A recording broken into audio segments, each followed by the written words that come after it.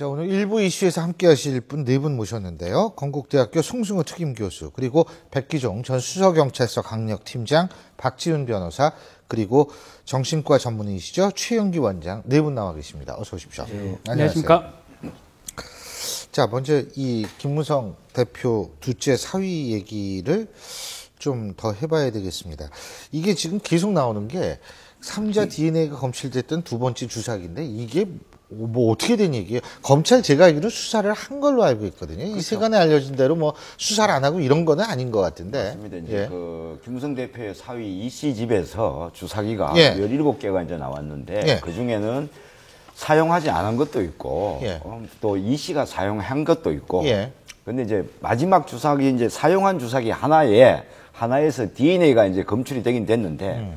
남녀 DNA가 같이 검출됐다는 거예요. 그래서 이제 일부에서는 의혹을 제기하는 부분은 그렇다면 DNA가 나왔으면 끝까지 조사를 했었어야 되지 않느냐, 검찰이. 그런데 이제 검찰 측의 이제 얘기는 그 DNA가 같이 DNA가 나오고 이렇게 하면 그런 주사기가 간혹 있답니다. 이제 있는데 그렇다면 그걸 찾을 수가 없다는 거예요. 왜냐하면은 용의자가 있어야지만 그 용의자 DNA와 대조를 해보는데 아무나 길거리 진행하는 사람한테 당신 DNA 좀 검사하고 이럴 수는 없는 거예요. 그럴 수 없죠. 그러니까 용의자가 있어야 되는데 용의자와 일치된 DNA는 없었다. 그렇다면 통상적으로 그런 경우에는 그 부분은 조사는 하되 그 부분에 대해서는 이제 혐의점을 두지 않는다는 거죠.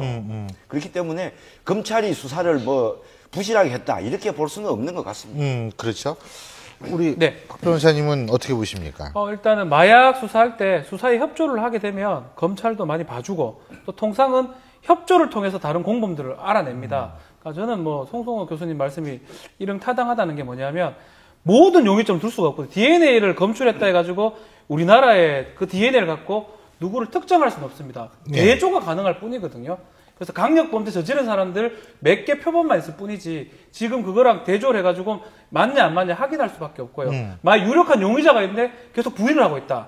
그러면 이 17개 주사기 중에 그 나왔던 하나 그걸 갖고 대조를 해서 너 혐의를 왜 부인하느냐 그렇게 입증이 가능합니다. 그렇지만 지금 그거 하나를 갖고 어떤 그 낙타 그 모래에서 뭐 반을 찾는다 하는 그거랑 똑같습니다. 그렇기 때문에 검찰이 물론 고의적으로 안 된 걸 모르겠지만 했는데도 더 이상 안 되는 부분은 어쩔 수 없다 생각이 듭니다.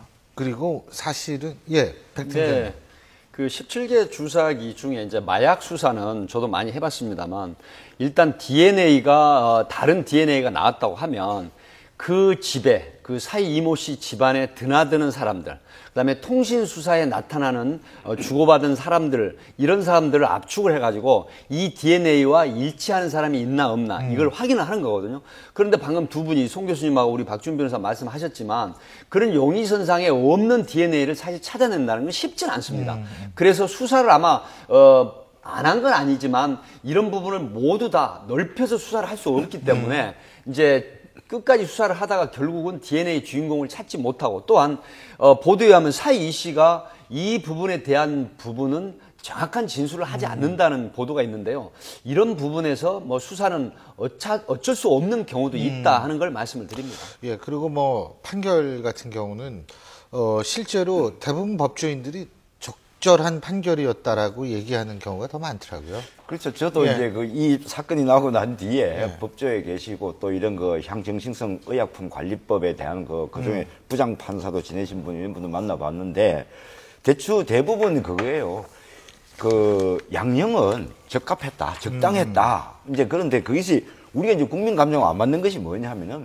금요일 날도 그 변호사 한 분 나와서 충분히 가능한 판결이다라고 얘기를 하시더라고요. 이제 대법원의 이제 그 양형 기준은 최하 4년에서 최고 9년 6개월까지인데 왜 검찰은 3년을 구형했으며 또 재판부는 왜 또 3년에 징역 3년에 그 집행유예 4년을 했느냐 구형 이 얘기인데 사실 얼마 전에 올 5월 달에 대법원의 양형 기준이 바뀌었습니다. 원래 최하 4년에서 2년 6월로 낮아졌어요. 왜 그러냐 하면은 이 양형 기준대로 선고되는 게 거의 없단 말이죠. 그래서 현실화 시켰어요. 그만큼 이제 기존에 사실 양형보다 낮게 형이 선고됐다는 부분이 있기 때문에 이렇게 했다. 그런 면에서는 대부분이 아마 양형은 뭐 적합했다. 이것이 공통적인 의견 같습니다. 네, 맞습니다. 이제 일단은 이렇게 봐야 될 것 같아요. 그래도 15, 15회 상당히 많아 보입니다. 그렇지만 암수는 더 많을 수 있거든요. 15회는 암수가 뭐예요? 그러니까 드러나지 않는 문제. 드러나지 않는 이렇게 예컨대 이게 공소 제기를 할 수 있는 부분은 시간, 장소, 방법 이런 것들이 특정되는 범죄만 공소 제기 가능합니다. 더 많을 수도 있고 적을 뭐 15회는 맞겠죠. 그렇기 때문에 더 많다고 가정하더라도 이거는 한 번 걸렸는 걸 보면 됩니다. 만약에 다음에 또 해가지고 다음에도 뭐 20번, 30번 할 수 있겠죠. 걸린 게 한 번이라 하더라도 이때부터는 재범이 되기 때문에 이때 집행유예 나온다면 상당히 문제가 있는 판결을 봐야 되는데 지금 상황에서 심판대에 한 번 올랐고 판사 입장에서는 법관 입장에서는 이 사람을 교도소를 보내야 되나 한번 갱생의 기회를 줘야 되나 이 판단하는 거거든요. 수사에 협조했고 반성했고 여러 가지 뭐 그 판결문 이유를 보면 충분히 이거는 뭐 판사의 재량 범위 내이기 때문에 그 양형에 대해서는 문제가 저는 없다고 생각합니다. 그렇죠.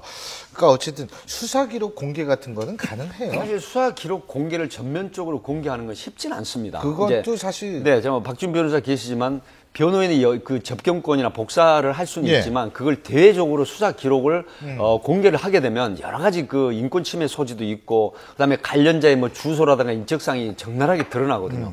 그래서 이런 부분은 상당히 대외적으로 수사 공개를 전면 공개하는 건 쉽지 않다라고 말씀드릴 수 있습니다. 알겠습니다. 자, 저희가 또 다른 문제가 요새 되는데 이 국정감사니까 여러 가지 의혹들이 많이 튀어나오는데 최경환 경제부총리의 채용 압력 얘기가 또 의혹이 제기가 되고 있습니다. 이거 어디까지나 의혹 차원인데요.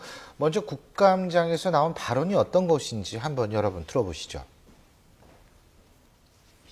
2299위 정수위 황모 씨를 올리기 위해서 8위, 50위, 63위를 떨어뜨립니다.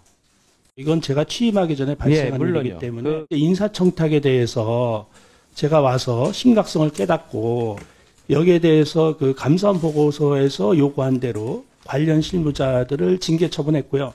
황모 직원이 누구인지 한번 조사해 봤습니다.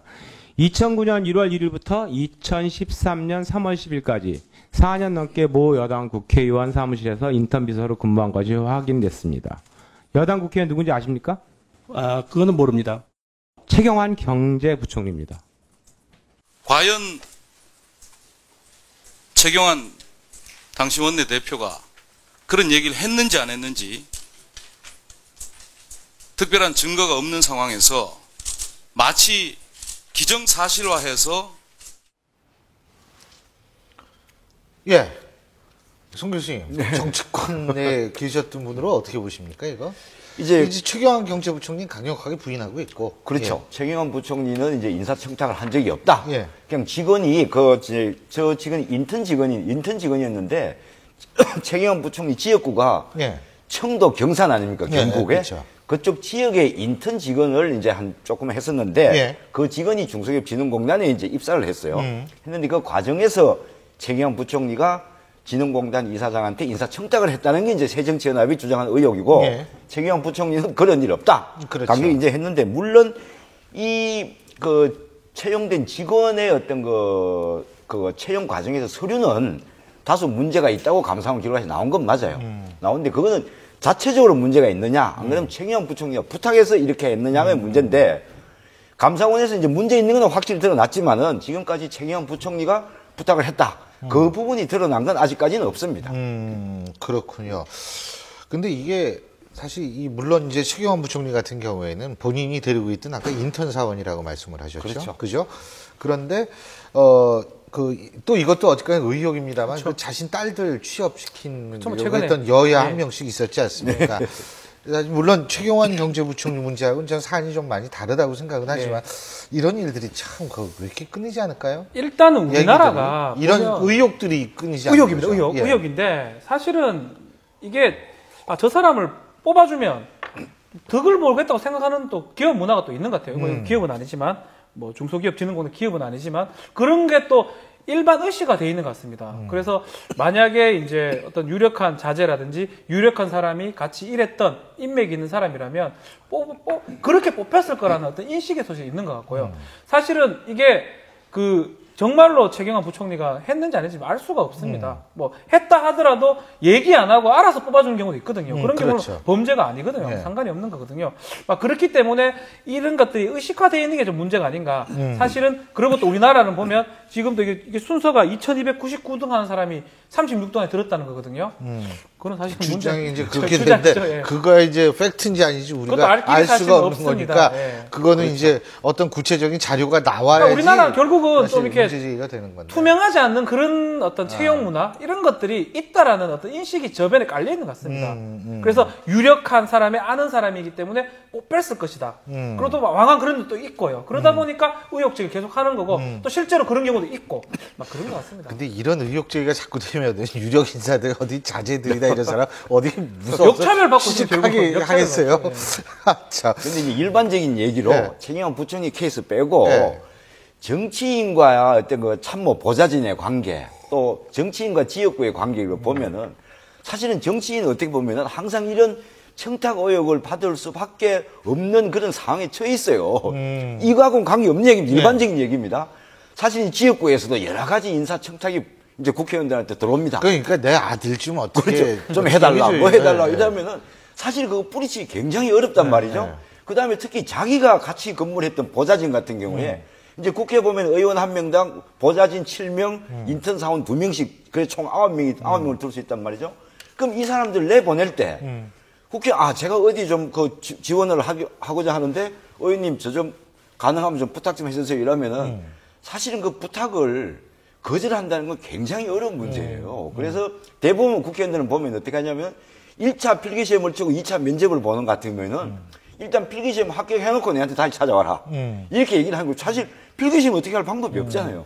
그러니까 항상 이런 이제 논란이 있을 수가 있습니다. 있는데 최경환 부총리 부분은 아직까지 좀 더 지켜봐야 되겠죠.